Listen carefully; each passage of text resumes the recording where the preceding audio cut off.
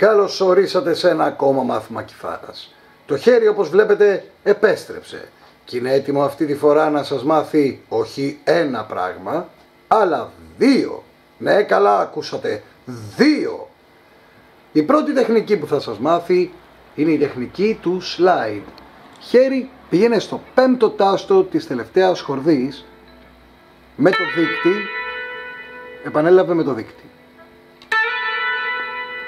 Ακούτε όλοι το γλίστριμα, πάμε άλλη μια φορά.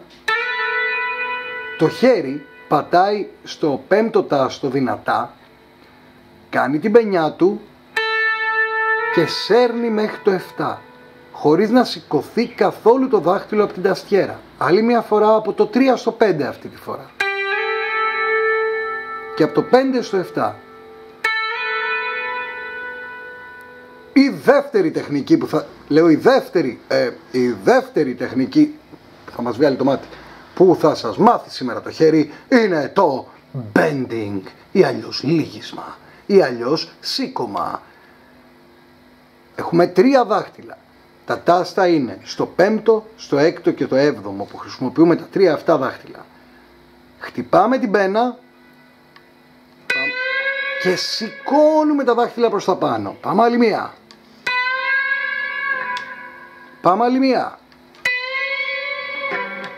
Για να το κάνουμε στην από πάνω χορδή.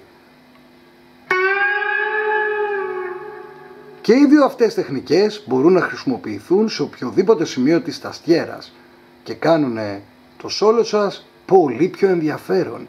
Πες για χέρι. Θα σε ξαναδούμε σύντομα. Οκ.